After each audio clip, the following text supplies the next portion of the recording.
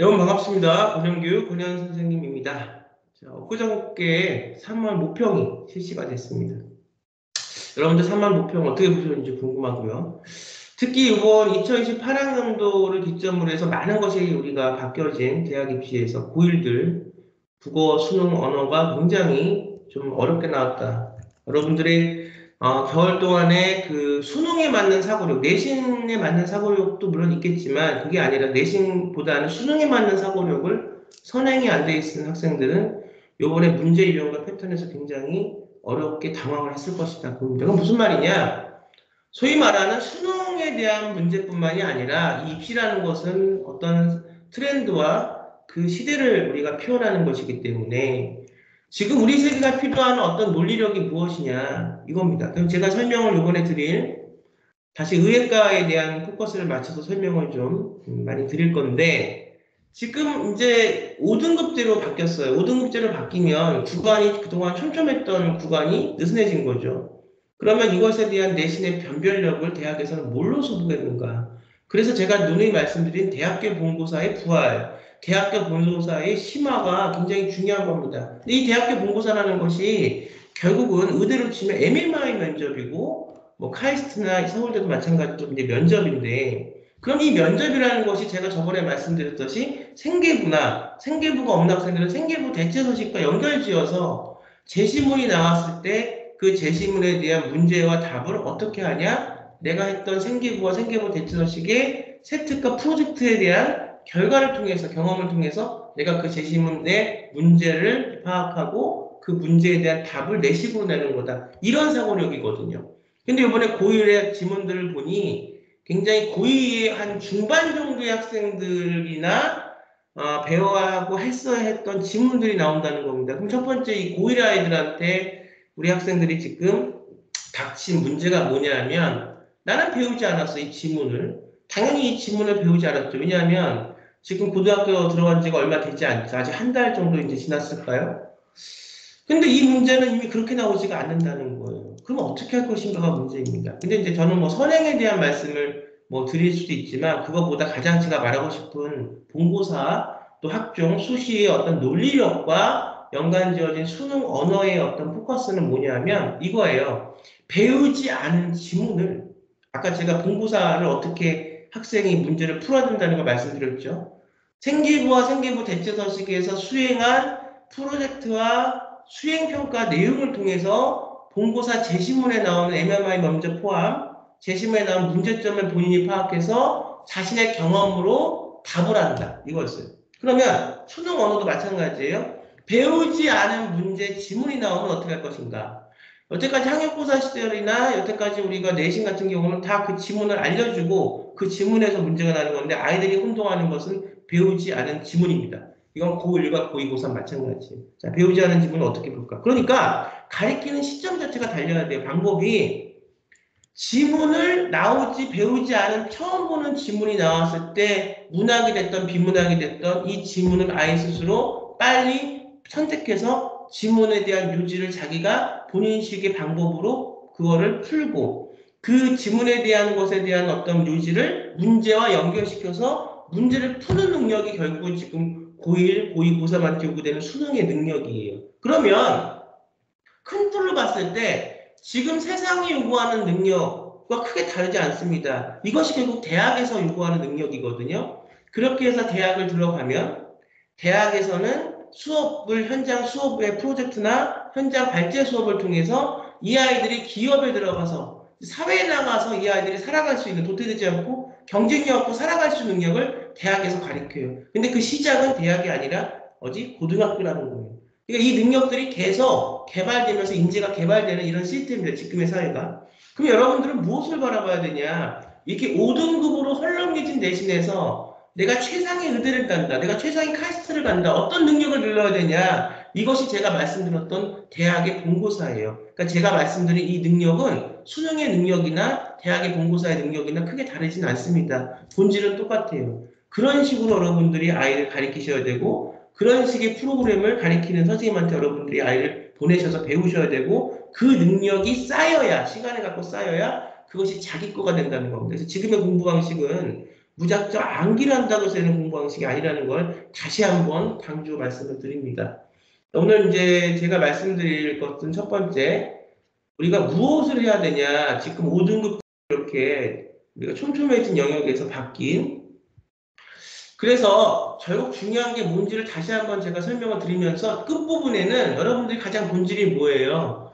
대학교 본보사, 특히 MMI 면접을 중심으로 해서 작년 2025학년도에 났던 성균관대, 또 고려대 면접을 제가 좀 보여드릴게요. 그래서 이렇게 능력이 형성돼서 그것이 수능이 됐던, 그다음에 본고사에 대한 대처가 됐던, 생계부가 됐던 이 능력이 개발이 돼서 그 프로젝트와 세특에 대한 것들, 이걸 통해서 어떻게 우리가 대학을 가야 하는가. 그럼 여러분들이 가장 주목을 해야 될 건 어딜까요? 학교에서 말하는 것일까요? 아니면 학원에서 말하는 것일까요?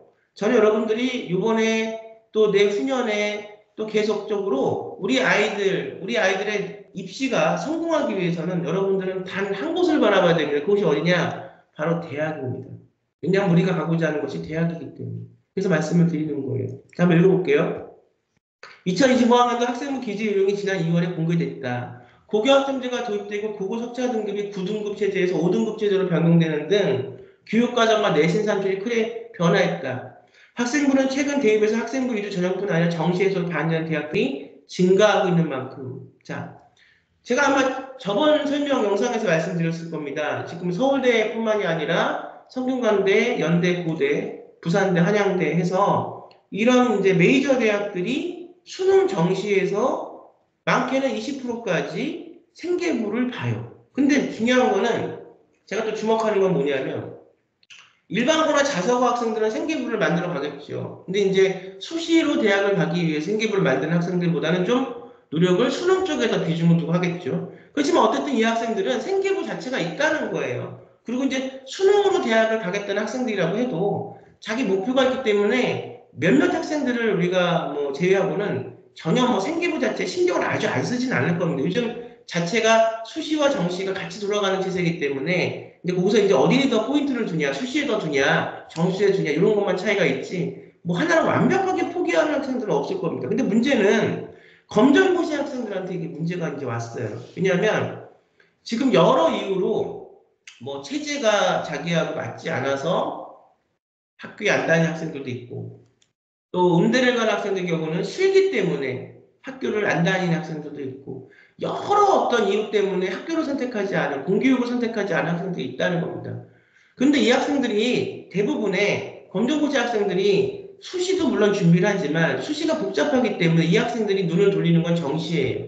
정시에서 그냥 하나만들로만 잘 공부해서 수능만 잘 보면 여태까지 서울대도 갔고 연고대도 갔다는 겁니다. 근데 이제 어떤 문제가 발생이 되냐? 검정고시 학생들한테는 생계부가 없죠. 근데 이런 메이저 대학들에서 서울에 있는 인서권 대학들에서 수능만 잘 봐서 우리 대학 올라고 그래? 나는 이제 수능 변별력도 못 믿겠어요. 대학들 솔직히 말해서.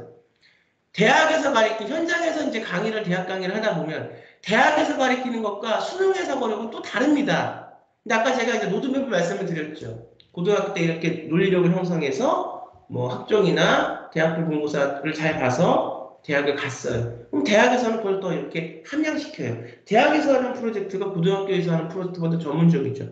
그러니까 다시 역으로 생각해 보면 고등학교 때 수시로 잘 대학에 간 학생들은 대학에 가서도 기본기가 있기 때문에 잘 적응을 한다는 거예요. 대학에서도 공부를 잘할 수밖에 없다는 거죠. 근데 수능으로 온 학생들을 좀 보니까 이 학생들이 목표도 없었어요. 점수에 맞춰서 온 학생들이 아직까지도 대부분이니까. 그 다음에 이 수능으로 공부하는 것과 대학에서 요구하는 공부가 달라요. 그러니까 내가 수능으로 공부를 잘했던 학생들도 대학에 가면 갑자기 멘붕이 오는 겁니다. 마치 요번에 고1 학생들이 갑작스럽게 3월 모평에 지문을 봤을 때 멘붕이 오는 거와 똑같아요. 이게 없기 때문에 아이들이 지금 멘붕이 오는 겁니다. 근데 어떻게 해야겠어요? 준비를 시켜야겠죠. 준비만 되면 되는 거예요. 그렇게 어렵지 않습니다. 근데 여러분들이 이것에 대한 중요성을 잘 모르기 때문에 이게 얼마나 중요한지를 모르기 때문에 지금 아이들은 멘붕이 오는 겁니다. 그럼 다시 보면 대학의 입장에서는 계속 잘 아이들을 인재를 발굴하고 길러내서 대학에서의 어떤 가장 중요한 기능은 상아탑의 기능도 있지만 요즘은 우리 대학을 배출한 아이들이, 우리 학과를 배출한 아이들이 사회에 쓸모있는 일꾼으로서 평가받기를, 긍정적인 평가받기를 원하는 거예요. 그런데 그러면 대학에서 뭘 가르치겠어요? 선생들이 인기 있는 강사들의 수업이 뭐냐?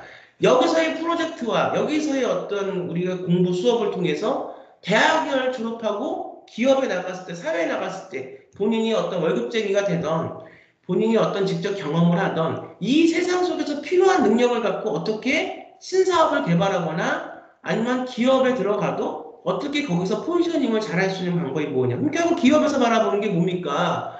상황에 따라서 논리적이면서 창의적으로 문제를 발굴하고 그 문제에 대한 본인의 의문점을 가지면서 그거를 해결할 수 있는 방향을 본인의 스스로의 방식으로 찾는 인재들을 기업에서는 원하죠. 또 세상에서 우리가 뭐 기업에 다니지 않고 본인 스스로가 사업을 할 때도 그 능력이 필요한 겁니다. 거기서 가장 중요한 게 뭡니까? 타자들의, 소비자들의 니즈가 뭔지를 파악해서 거기에 부합한 서비스와 거기에 부합한 것들을 내가 컨텐츠를 만들어내고 제작한다는 거 아니겠습니까?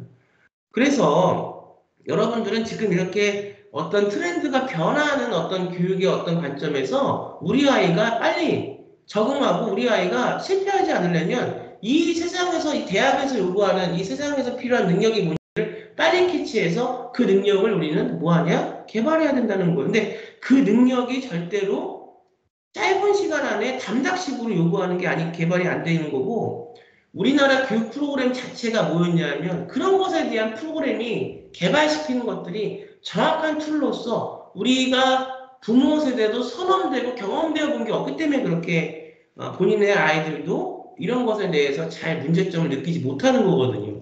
근데 세상은 바뀌었다는 거고 그래서 지금 세상이 바뀐 거는 또 다른 사람한테는 기회입니다.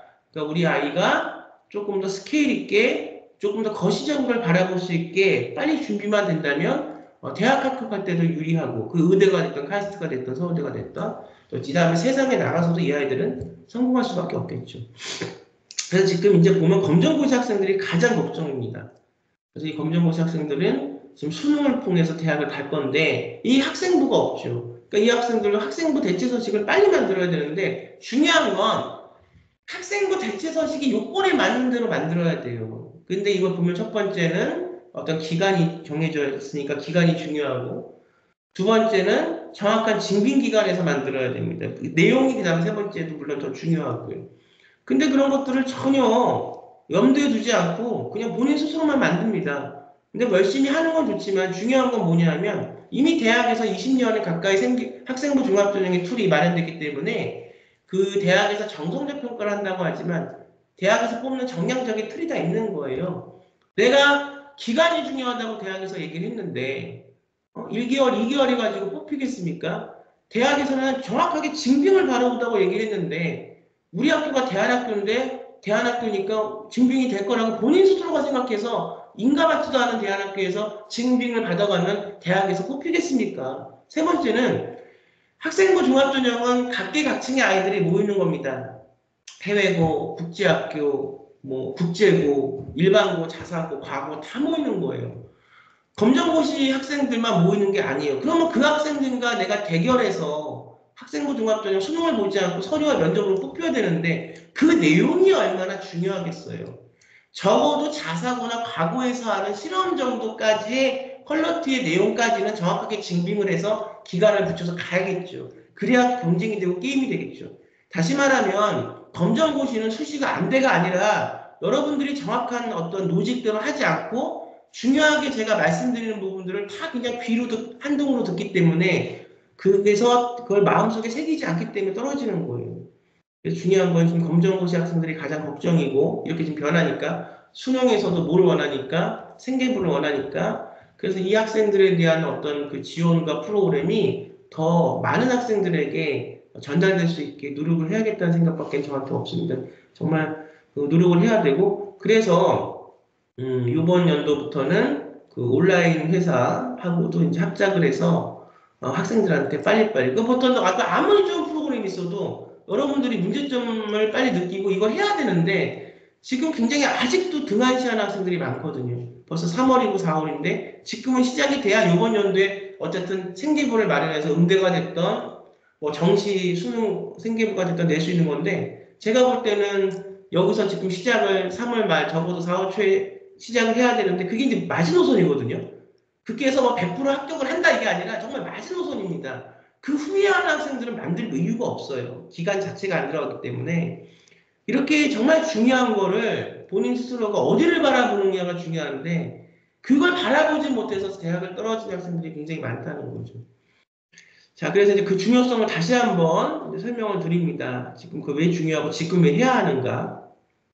자, 이제 보면 기존과 어떤 점이 달라졌고 그로 인해 대비에 어떤 영향을 미쳤는지 이제 보면 고2, 3은 전년과 크게 변화가 없지만 2022년 개정 교육과정을 처음 받는 고1은 크게 달라졌다고 말씀드렸죠.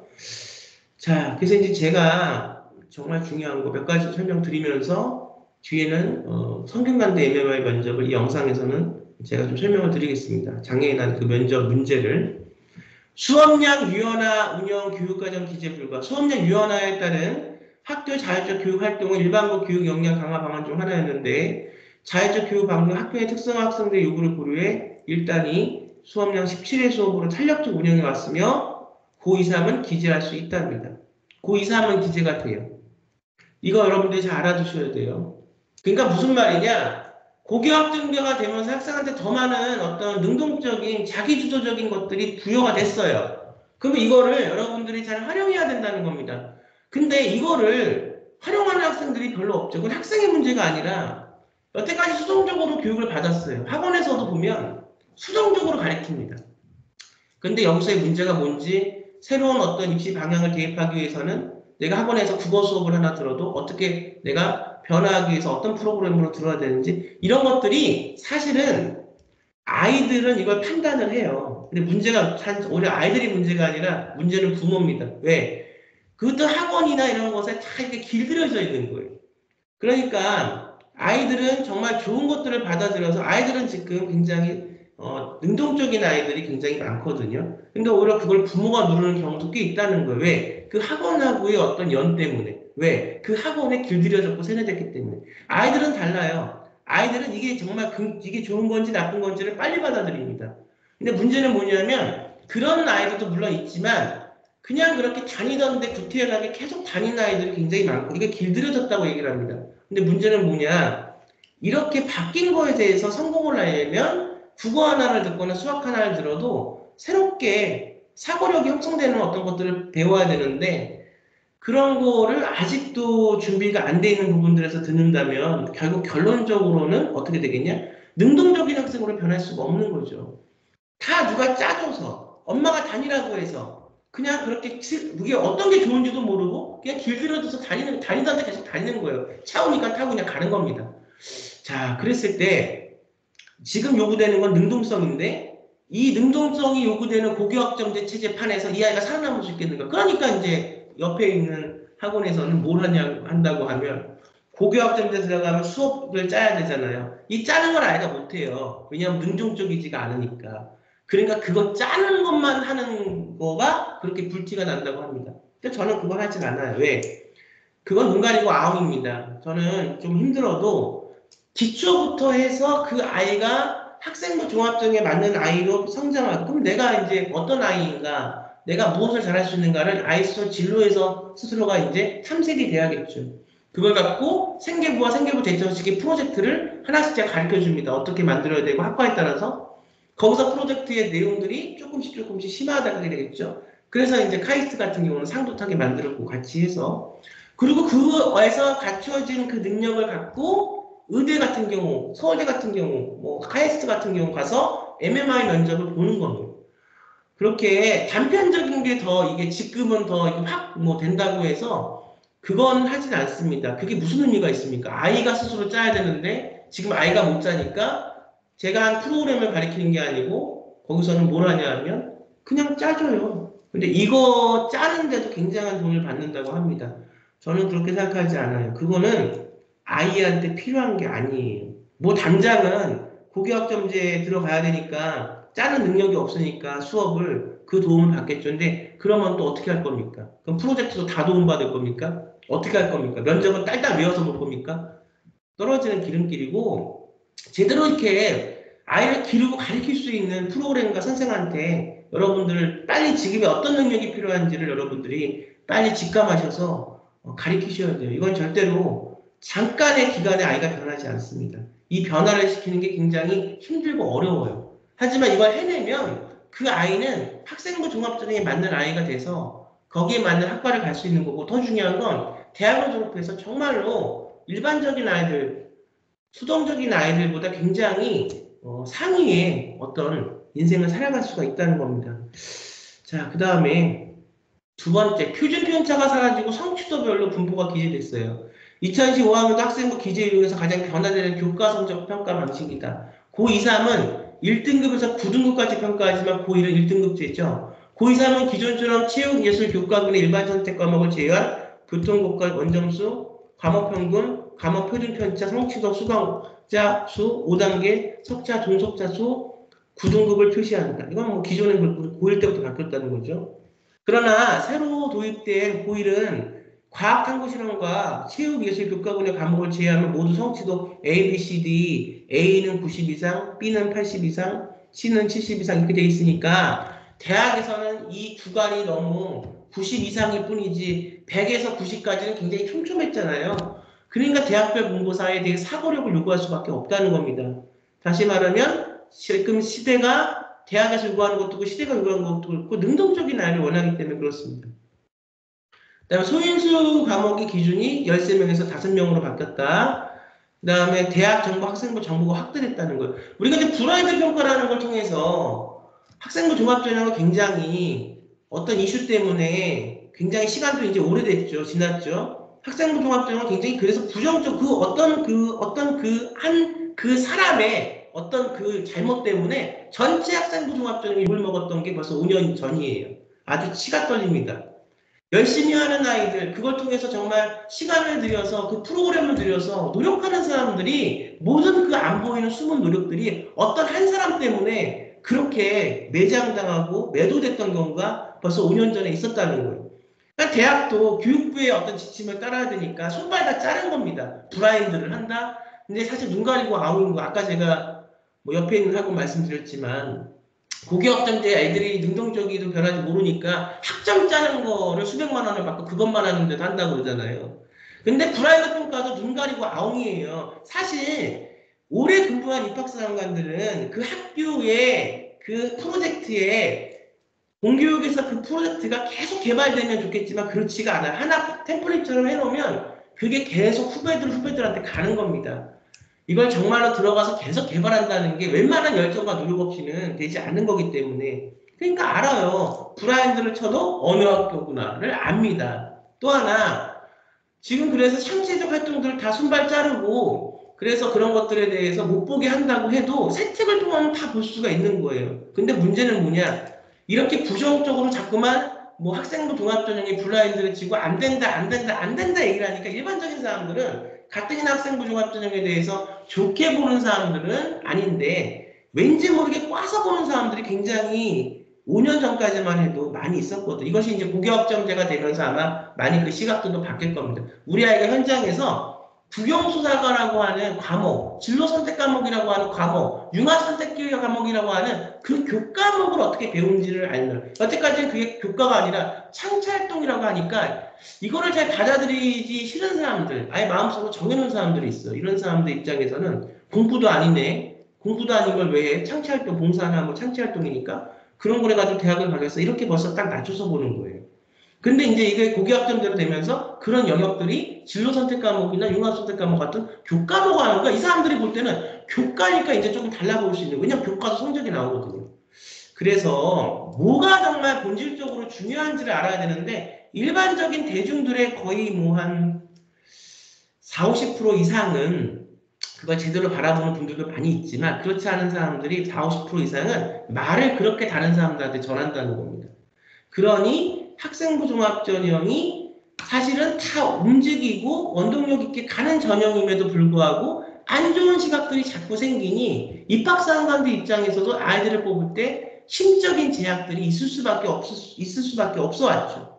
근데 이제는 고교학점제가 되면서 이제 조금씩 분위기가 변해가면서 지금 고1 학부모님들서부터는 좀 달라요. 또 예전이랑.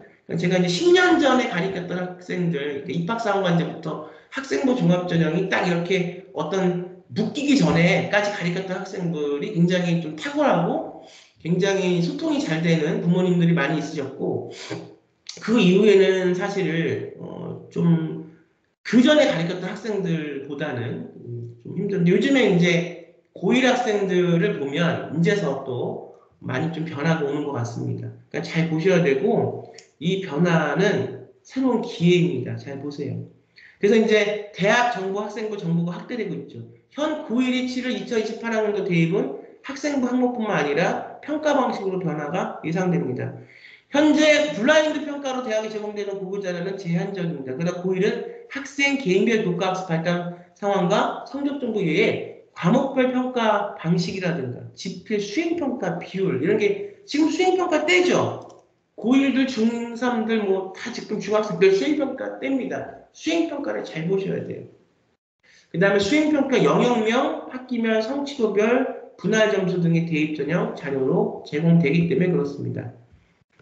자, 이제 말씀드렸죠. 여기서 너무 시간을 많이 뺏기는 안 되는데, 제가 이제 다시 좀 끊고, 그래서 이제 중요한 게 뭔지를 여러분들한테 말씀 좀 드렸고, 한 가지만 더 보고, 좀 말씀을 드려보겠습니다.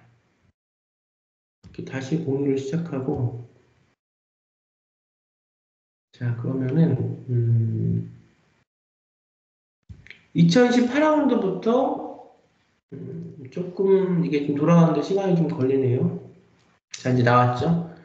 2028학년도부터 내신 1등급도 의대 어려워. 의대 얘기를 저는 자꾸 드릴 수밖에 없어요. 왜냐하면 의대를 가고자 하는 학생들한테 꼭 필요한 말씀이고 의대를 가고자 하는 학생들이 꽤 많기 때문에 어쨌든 우선 빨리빨리 순서적으로 중요하고 필요한 것만 먼저 말씀드릴 게 굉장히 많죠. 뭐 교대도 있고 뭐 카이스트도 있고 많은데 우선은 좀 더 필요한 분들한테 말씀이 빨리빨리 가야 되기 때문에 그래서 대학별 부서가 강화될 것이라고 지금 나왔습니다. 강화 이미 됐죠. 자, 좀 읽어볼게요.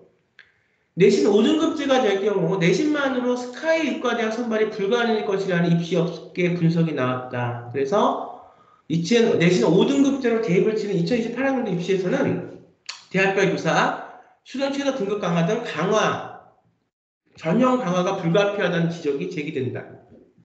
현재 고등학교 2, 3학년은 내신 9등급제로 1등급은 상위 4%까지. 이게 더 변별력이 있는 거잖아요. 2등급은 11%까지. 근데 5등급제로 바뀌면 내신은 상위 10%까지 1등급이라는 거예요. 그러니까 대학에서는 변별력이 없다. 대학별 고사를 면접을 생계부를 그래서 수능에서도 생계부를 보는 거예요. 변별력을 갖추기 위해서. 자, 그래서 됐고요. 좀 말씀을 드렸어요. 서울대학교 의과반이 초등반이 있다는데 이거는 솔직히 넌센스고요. 자, 제가 이제 지금 다시 이거를 끊고 이제 작년에 봤던 바로 따끈따끈하게 작년에 봤던 MMI 면접을 좀 설명을 드리겠습니다. 그대부터 좀 말씀을 드릴게요. 어쨌든 앞에 거 다 안 보셨다고 그래도 이건 좀 보셔야 돼요.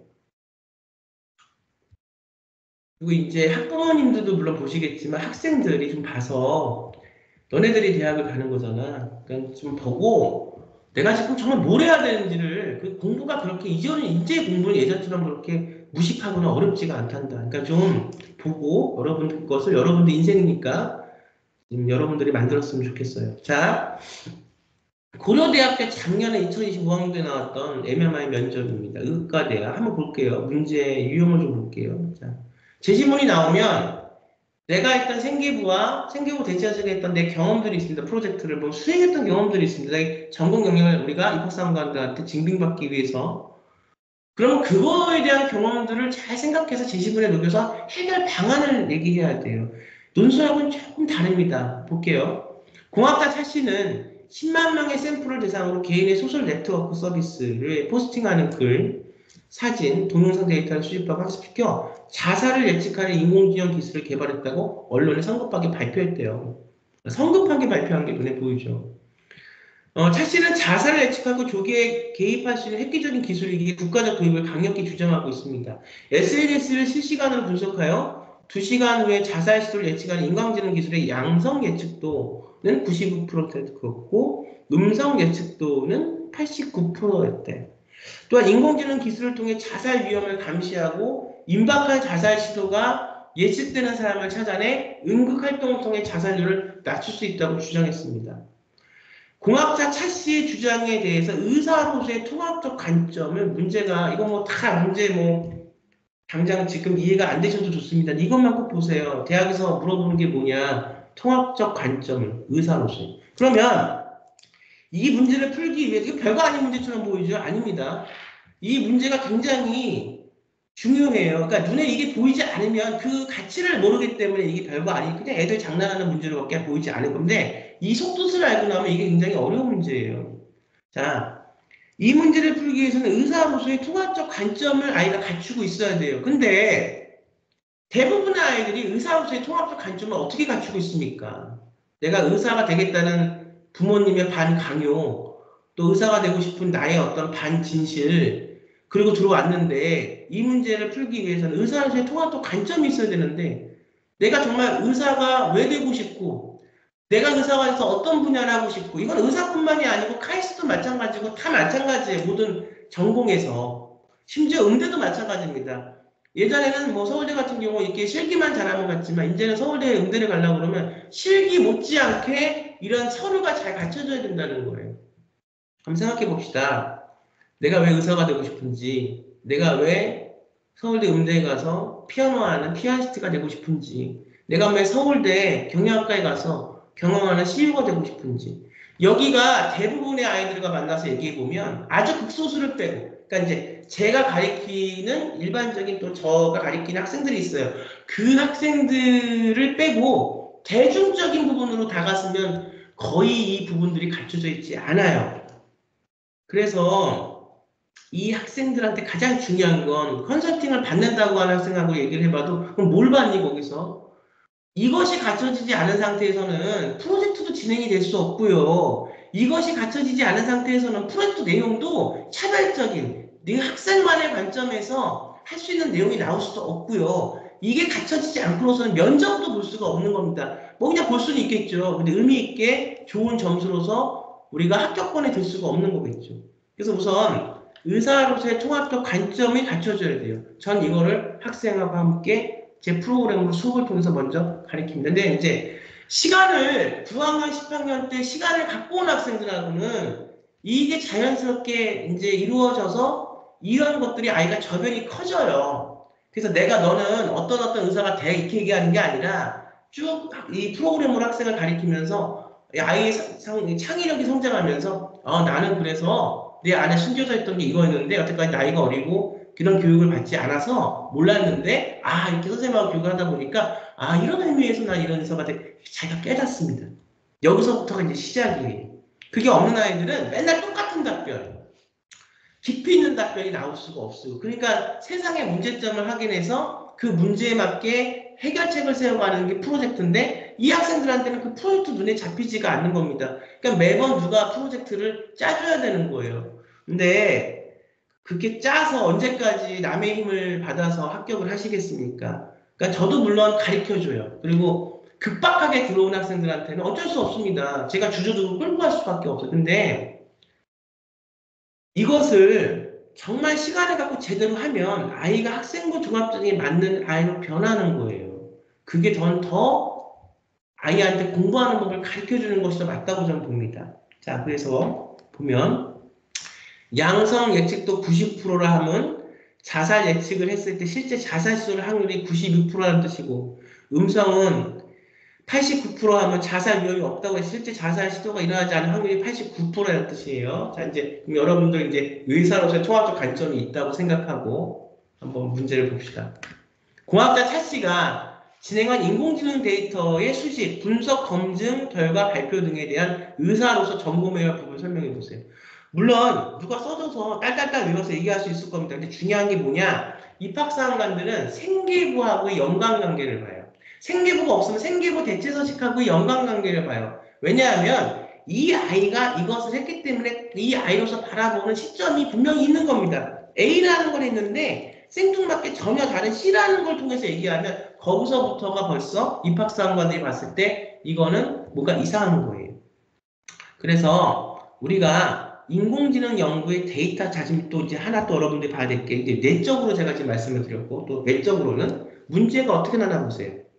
공학자에 대한 얘기가 나왔죠. 의대인데 지금 무슨 뭘 해부하고 연구하고 생쥐 실험하고 뭐 생물 연구하고가 아니라 지금 고대에서는 작년에 의대에 고대에서는 딱 지금 공학에 대한 얘기가 나와요. 이것도 여러분들이 잘 보셔야 됩니다.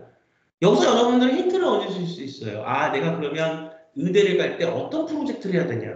근데 무슨 보니까 연구의 데이터, 수집, 분석, 검증, 결과 발표. 여러분들 의대 갈 때 데이터의 중요성에 대해서 한 번이라도 생각을 해보셨습니까? 아마 이렇게 들어가는 게 이렇게 들어가는 거예요. 의사로서 통화도 관점을 가리키고 아이가 느끼고 깨달으면 그 다음에 프로젝트를 하면서 여러분들 항상 뭐 이제 질문이 좀 이런 부분이 좀 왔으면 좋겠어요. 뭐 생계부를 만들 때 뭐가 들어가냐 마냐 뭐 어떤 것들이 진등을 받아야 되냐 마냐 기간은 어떻게 해야 되냐 심지어는 서울대학교에서 50% 음대 같은 경우도 50% 생계부를 받아서 애를 뽑겠다고 하는데 어떤 어머니께서는 전혀 뭐 작년에 그걸 하나도 안 한 애가 생기부가 없는 애가 뭐 음대에 붙었다 이렇게 말씀하시는. 근데 그게 뭐 특수성이 있어서 붙을 수도 있고 떨어질 수도 있는 건데 대학에서는 50%를 하라고 말씀을 했다고 말씀을 드리잖아요. 그러니까 그런 거를 저한테 그걸 제가 뭐 그 애가 했는지 안 했는지 제가 어떻게 합니까? 제가 가르치지도 않았는데 근데 그걸 물어보는 게 아니라 정말 저는 선생님 의대를 가려고 하는데 어떤 프로젝트에 어떤 내용을 어떤 이유에서 했으면 좋겠습니까? 차라리 이런 질문을 저한테 했으면 좋겠어요. 왜냐하면 그 일반적인 질문들은 제가 20년 넘게 어떤 방법이 있으면 다 설명을 강연회장에 가서도 그 말씀을 드렸고요. 그 다음에 제가 강연 유튜브에서도 책에서도 근데 어떻게 20년 동안에 그 질문이 바뀌질 않습니까?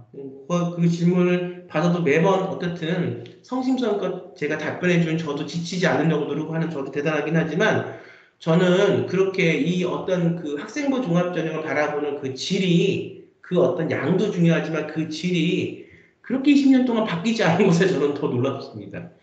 아무리 작은 노력이라도 저도 여태까지 눈만 뜨면 이걸 위해서 그렇게 말을 하고 뭐 만나려고 노력하고 했는데 뭐 저만 했겠어요. 각 대학의 입학사항관들도 의식 있는 사람들은 같이 노력을 해야 할 거고 고등학교의 일반고가 됐든 어디가 됐든 의식 있는 선생님들은 실제로 제가 그때 어떤 고등학교 말씀을 드렸잖아요. 굉장한 학생부 종합전형에 대한 노하우가 있는 학교들도 꽤 있어요. 공교육 안에서도. 그때 그분들과 함께 다 노력을 했다고 저는 보는데 어쩜 그렇게 이 사회적인 분위기는 학생부 종합전형에 대해서 질적인 향상이 그렇게 보편화되지 않았는지 참 놀랍습니다.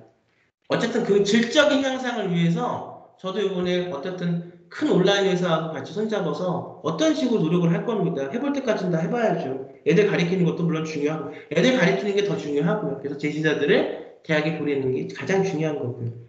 여기서 여러분들 아이디어를 하나 느끼실 수 있을 겁니다. 아, 의대를 가려고 하는데 데이터에 대한 부분들이 중요하구나. 고려대학교에서 제일 첫 번째 의대 MMI에서 물어본 게 지금 데이터예요.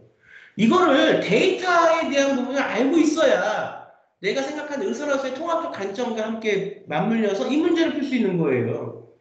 자, 두 번째 문제 볼까요? 자살 예측 인공지능 기술이 실제 현장에 도입됐을 때 양성 예측도와 음성 예측도 측면에서 효과와 한계에 대한 이건 무슨 얘기냐? 의료 산업에 대한 문제입니다. 여러분들 의사가 되고자 하는 학생이 얼마나 의료 산업에 대해서 생각을 하느냐가 중요합니다. 근데 그러니까 그냥 학생이 수능을 잘 봤다고 치고 그래서 정시 생기부가 필요해요. 근데 이 학생이 이렇게 검정고시야. 생기부가 또 없어. 그러니까 그때 찾는 게 뭐냐? 대필업체죠. 그럼 이제 대필한다는 데서는 어쨌든 뭐 그 나름대로 거기서도 열심히 뭔가 써서 학생한테 주겠죠. 그럼 이 학생이 그걸 꽁꽁 외워요. 그러니까 생각할 수 있는 힘이 없는 겁니다. 이거 새 힘은 1, 2개월 동안에 이 힘이 길러지는 게 아니기 때문에 이 학생의 최선은 잘 써준 걸 잘 받아서 외울 수밖에 없을 거예요. 가서 면접을 봅니다. 근데 그렇게 하는 것과 정말 이거를 내가 하면서 그러니까 노력한 사람은 어떻게 이겨요? 시간을 갖고 노력한 사람을. 이걸 올바른 방법으로 해서 느낌이 있는 외우는 아이한테는 걔가 굉장히 머리가 좋겠죠. 의대 정도를 갈 아이면 외우면 잘 외울 겁니다. 근데 외우는 아이한테 없는 게 하나가 있습니다. 뭐냐? 느낌이에요. 이걸 이 느낌이라고 설명을 드릴게요. 내가 진짜 저도 이 설명을 외워서 하는 게 아니지 않습니까? 제가 경험한 걸 다 말씀을 드리는 거예요. 그 안에서의 어떤 불편했던 점, 그 안에서의 성공했던 점, 그 안에서의 성취가 이 사람이 얘기할 때 표현에서 나타납니다. 그리고 그 느낌이라는 것이 경험과 맞물려서 더 풍부하게 면접에서 얘기를 할 수 있게 도와줘요. 외워서 하는 아이들은 그런 게 안 나와요. 그러면 입학사원관들, 정말 제대로 입학사원관 하는 사람들이라면 어떤 애를 뽑아야 될지는 명확한 거죠. 그리고 아직까지 여러분들이 대학을 또 못 믿는 학부모님들도 계시더라고요. 근데 어느 사회나 어느 부분에나 그렇게 그 규격에 안 맞는 사람도 물론 있는 거지만 대부분의 이 사회가 통용되고 대부분의 학생부종합전형이 대학을 선도대학을 중심으로 그렇게 한 거는 물론 아닌 부분도 있을 겁니다. 하지만 그래도 더 있는 부분이 되는 부분이 많기 때문에 여태까지 진행이 되고 있는 거예요. 그러니까 뭐 그걸 또 대학을 못 믿는 학부모님도 계시는데 뭐 그게 대학이 또 100% 하지만 또 그렇게 외워서 뽑히는 학생도 물론 있을 거지만 대부분의 사람들은 상식적으로 생각해 봤을 때 본인이 갖고 있는 대학에서의 기준에 충족하는 학생을 뽑는다는 겁니다. 가장 중요한 건 뭐냐면 첫 번째 기간이에요. 그래서 뭐 5개월, 4개월에서는 안 돼요. 두 번째는 내용입니다. 나 혼자만 싸우는 게 아니고 전체에 있는 고등학교 해외고까지 와서 싸워요. 세 번째는 징빙 기간입니다. 그리고 네 번째는 형식이 맞아야 되고 다섯 번째는 얼마나 이걸 풍족하게 내 프로그램 의대에 대한 내 생각과 내 어떤 그 프로젝트를 이걸 갖고 얼마나 풍족하게 규격에 맞게 지도할 수 있냐 이것도 굉장히 중요해요. 그 노하우도. 그 다음에 이걸 다 선생님 걸 흡수해서 아이가 정말 정확하게 자기 걸 이걸 만들 수 있냐 이게 굉장히 중요합니다. 세 번째, 공학자 찰씨는 자살 예방이라는 공익적 목적을 위해 실시간 SNS를 허용하고 인공지능 기술을 국가적으로 도입해야 한다고 주장. 이건 뭐야? 캠페인이에요. 이런 부분들이 눈에 보이셔야 됩니다. 아, 의대래가 실험실에서 실험만 해야 되네. 의대래가 생지 해부만 해야 되네. 아, 그것이 아직도 대치동에서는 15년 전의 것들이 아직도 맴돌고 있죠. 근데 사실 학생부 종합전형의 메카는 대치동이 아니에요. 대치동은 수능 보는 동네고 이거를 해서 정말 맞는 학생들이 있어요. 그 학생들이 저는 성공을 꼭 했으면 좋겠고 물론 수능도 굉장히 중요합니다. 수능이 중요하지 않다는 말씀은 아니에요. 그렇지만 이 노하우는 그냥 단순히 아이가 해낸 그 수능 성적을 보고 그 성적대로 대학을 가라 컨설팅은 요즘은 기계도 할 수 있습니다. 근데 수능이라는 것은 컨설팅, 이 수시라는 건 컨설팅이 그렇게 중요한 게 아니에요. 왜냐하면 내가 처음에 갈 대학을 정하고 거기에 맞춰서 3년 동안에 마련하는 겁니다. 내용들을. 생기부와 생기부를 했죠. 그러니까 이미 내가 갈 수시에서 컨설팅을 받는다는 게 컨설팅의 의미가 여러 컨설팅이 있겠지만 어느 대학을 갈지 모르는 상태에서 수시를 준비했다는 건 사실 그거는 목표가 없는 거예요. 그러니까 이 대학을 미리 정해놓고 고1 때부터 10학년 때부터 준비를 하는 거기 때문에 자 보세요. 그래서 캠페인이 나왔죠. 의대를 가는데 인공지능 기술을 국가적으로 도입한다고 주장하면 사실 이런 편향적 주장에 대해 의사로서 의학적 또는 윤리적 관점에서 비판하는 거죠. 그러니까 다 좋아요. 뭐 이 문제도 뭐 그냥 이해가 안 가거나 혹은 이 문제를 잘 모르겠다. 다 좋습니다. 뭐 그럴 수 있어요. 근데 이거 하나는 꼭 알으셔야 돼요. 정말 우리 아이를 의대를 보내거나 내가 의사가 된다고 하면 의사로서의 통합적 관점은 갖춰져 있어야 됩니다. 이 관점을 어떻게 갖출까요? 책을 한 권 읽었다고 관점이 갖춰질까요? 연구를 제가 해서 상을 한 번 탔다고 관점이 갖춰야 될까요? 대학에서 본고사에 대한 변별력으로 뭘 보냐? 가장 중요한 거는 관점을 갖추는 겁니다. 관점이라는 건 쉽게 갖춰지지 않아요. 대학에서도 문창과에서 아이들이 글 쓰는 걸 지도를 해보면 처음에 질문을 해요. 글을 쓰는 방식이. 문의 창작이라는 것이. 그럼 그 질문을 통해서 내가 그 질문에 대한 이유가 있어야 됩니다. 그 다음에 그 이유에 대한 자료를 찾아야 돼요. 그 다음에 그 자료를 다 분석하고 내 답을 찾아요. 그럼 그 답을 찾는 과정이 글이 되는 과정이거든요. 대학에서도 신춘문예나 이런 공모전에 합격하는 그 글쓰기 지도 방식이 그래요.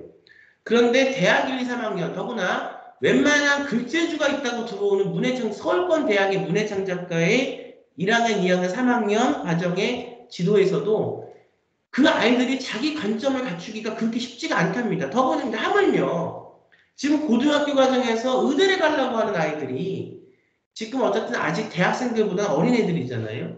통합적 관점을 갖춰서 이 문제를 해결하고 풀려고 그러면 부단하게 준비가 되어 있어야 한다는 겁니다. 그 관점을 갖추기 위해 프로그램들은 부단한 다양한 프로그램들이 와야 된다는 거고 그 프로그램까지는 여기서 제가 공개할 수는 없어요. 하지만 여러분들이 정말로 합격을 하기 위해서는 그런 과정을 다 밟으셔야 여러분들이 원하는 결과가 나온다는 겁니다. 자, 우선 말씀을 더 드리고 싶은데 너무 오래 강의를 해서 여기서 끊고요. 저는 또 다음 시간에 이번 2026년도에 새롭게 신설되는 그 수시 성균관대 뭐 이대에서 전형들이 있고 조금 더 말씀을 드릴 수 있으면 논술까지 말씀을 드리면서 다음 시간에는 뭐 고려대학교 조금 더 설명을 드리고 성균관대 의대 2025학년도 MMI 면접에 대해서 설명을 또 드리겠습니다. 이 이유는 대학교의 본고사가 굉장히 중요하기 때문이고 지금 2026학년도부터도 정시에서도 지금 수능에서도 생계부가 들어간다는 것은 그 바뀌었다는 얘기고 걔네들도 면접을 본다는 것은 이런 내용들이 이런 콘텐츠들이 지금 빨리 준비가 돼야 절대로 가서 금방 준비해서는 여러분들이 원하는 결과를 얻을 수 있는 그런 정도까지 준비가 되기가 힘들 때문에 지금 여러분들이 하셔야 된다는 말씀으로 말씀을 드리는 겁니다. 자, 저는 또 다음 시간에 여러분들 더 좋은 내용 갖고 찾아뵙도록 하겠습니다. 여러분 감사합니다.